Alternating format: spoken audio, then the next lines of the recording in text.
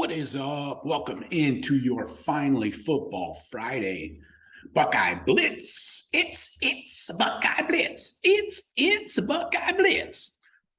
Damn it. Swore I wasn't going to sing again on the show. Oh, sorry. Friday, September 2nd, 2022. This is your daily 5-minute Buckeye Blitz. I am your host, Joe from the Buckeye Cast, as always. Today, 5 keys to a Buckeye victory over Notre Dame. Tomorrow in the shoe, it's going to be glorious. The place is going to be rocking. It's going to be nuts. Wish I was there. Wish I could be there someday.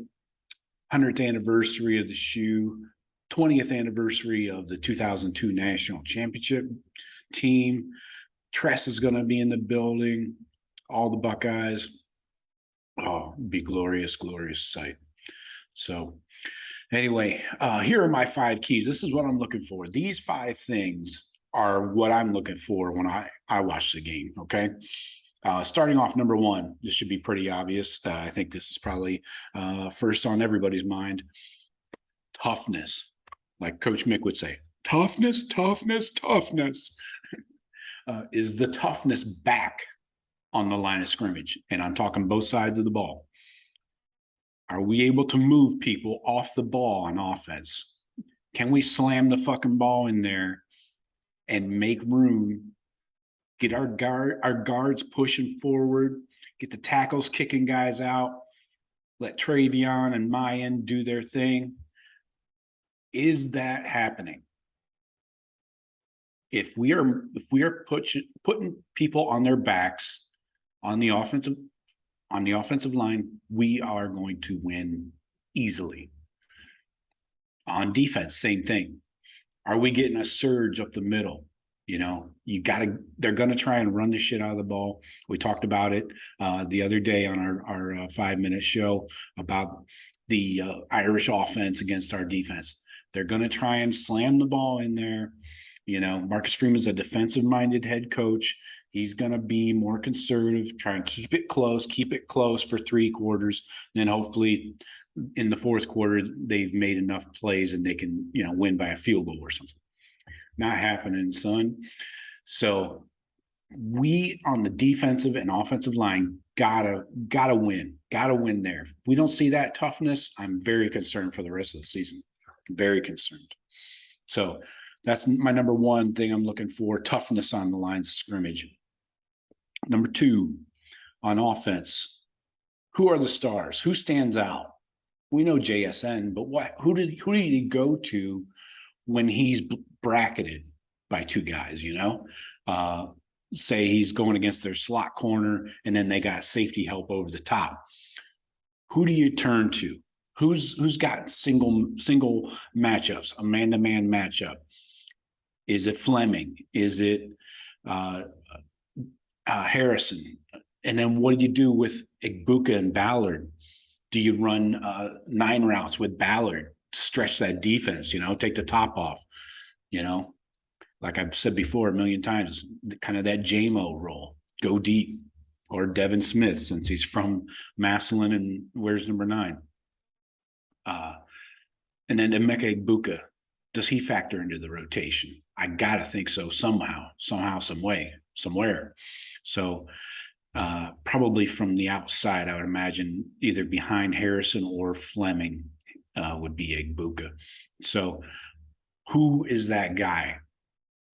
I think if we have a guy, we establish that early. Who is that next guy when JSN is covered? Then that's another path to victory. Loosen up that defense, stretch them out a little bit, side to side and depth-wise. And who's that guy that's making those plays? Everybody can do it. We know that. We've seen it. Harrison, Fleming, we haven't seen it so much. Igbuka, not so much, or Ballard. So who can be that go-to guy? They all have the capability. They're all 5 stars, So that's what I'm looking for. That's my number 2. Number 3, how many catches does the tight end Mayer have for Notre Dame? And who's covering him? I want to see You might have to do a bracketed coverage, double cover him. But who's covering him? Is it Lathan or Court Williams? Lathan Ransom is giving up about 10 to 15 pounds to Court, similar height, 6'1", 6'2" area. But Court, I feel, is more physical. I'm not saying Lathan's a pussy or anything like that, but Court is just a bigger dude. I mean, that weight helps, especially going against a big tight end. So how do they cover him? I need to see positive coverage there. I need to see guys blanketing him, not letting him get open, whether it's single or double coverage, whatever they want to do. So I got to see good coverage there, and I want him to end up with less than 5 catches. I think if we keep his catches to 5 or less, that's a win. That's an easy win on defense. All right. Next, number 4. How did the safeties look? We've got these 3 different safety positions. They're all very different, but Jim Knowles likes to show one look, and then these safeties have different roles. So like say your free safety looks like a free safety because he's the deepest man, like Ronnie Hickman would be the deepest man, but maybe he comes up and he covers Mayer in a strong safety role a few plays just to throw them a curveball, and then maybe you blitz Court Williams or Lathan Ransom, from their boundary side. So that's something to look for. I feel very confident, as all the Buckeyes feel confident, all the interviews and with the coaches and players, these guys are extremely confident that they have the answers. And I just want to see how this defense looks, especially from a secondary point of view. Last item, how does Jack in the Jack role look? How does this Jack position work? Jack Sawyer obviously will probably be the starter there. How does he affect the game? Where does he line up? What does he do? Is he dropping in coverage a lot? Is he blitzing a lot? He's going to be doing everything. We know that. But what does he do well, and how does that look? And then on the other side, you got JT, and is he just rushing the quarterback? Is he dropping in coverage in like a zone blitz? So it's going to be interesting. I want to see how this Jack position looks. We haven't really seen it. So this defense is going to be exciting, I think. And Jim Knowles is very confident, as we saw this week with his interviews. So that's my list of my 5 keys to a Buckeye victory. Quick question for you guys. If you could leave a note in the comments, just leave a comment.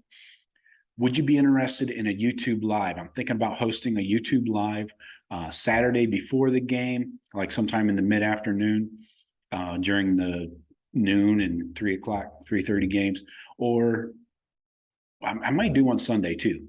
What would you prefer? A pre-game in the afternoon on Saturday, or post-game on Sunday morning, afternoon, something like that? Please leave a comment and let me know what you think. All right. Take it easy. Hit me up as always, and go Bucks.